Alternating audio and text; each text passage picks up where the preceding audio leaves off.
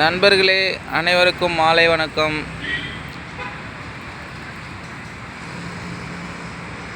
இங்கே செம்பாக்கம் ஏரி பார்த்தீங்கன்னா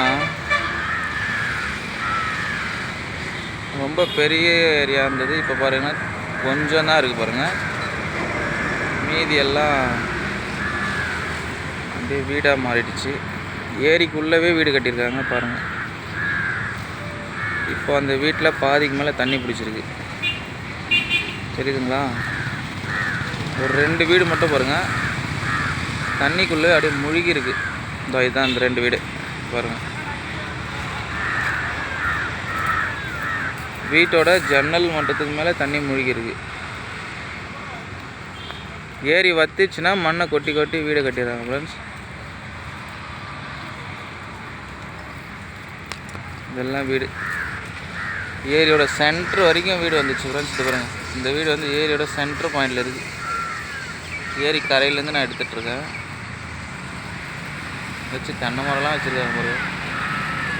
இந்த வீட்டை பாருங்கள், ஏரிக்குள்ளேயே முழுகி இருக்கு. அப்படியே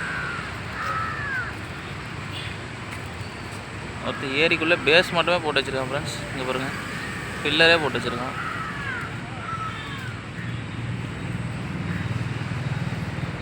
சென்னையில் எப்படி தான் ஒவ்வொரு ஏரியா காணாமல் போகுது ஃப்ரெண்ட்ஸ்.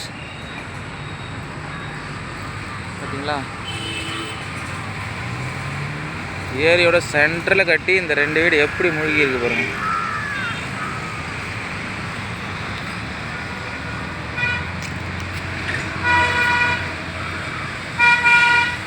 இதுதான் கிராம வளர்ச்சி திட்டன்ற பேரில் கிராமம் உருவாகுது. ஏரியானா காணாமல் போயிடும்.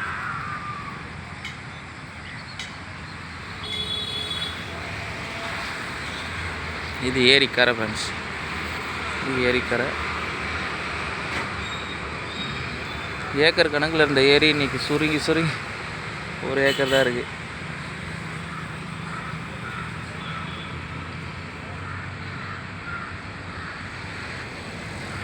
ஒரு வீடே ஏரிக்குள்ளே மூழ்கி இருக்குன்னா பார்த்துங்க, அந்தளவுக்கு. இது ஒரு வீடு, இது ஒரு வீடு, இது ஒரு வீடு, அப்படியே பக்கத்தில் வீடு பாருங்க.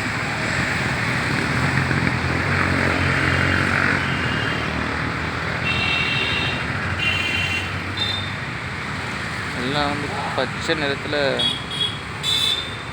செடி முளைச்சிருக்கு. ஃபுல்லாக மூடி இருக்குது. ஏரியே வந்து பச்சை நிறத்தில் அந்த செடி மூடி இருக்குது.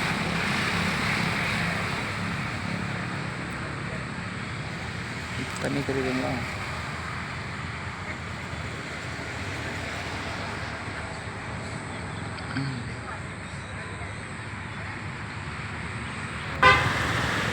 ஒரு வழியாக ஏரி கரையிலேருந்து கீழே இறங்கிட்டோம் ஃப்ரெண்ட்ஸ்.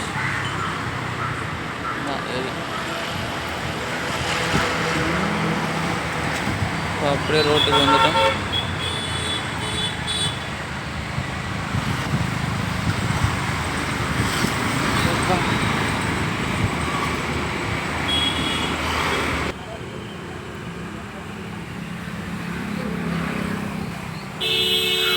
இதுதான் மெயின் ரோடு ஃப்ரெண்ட்ஸ்.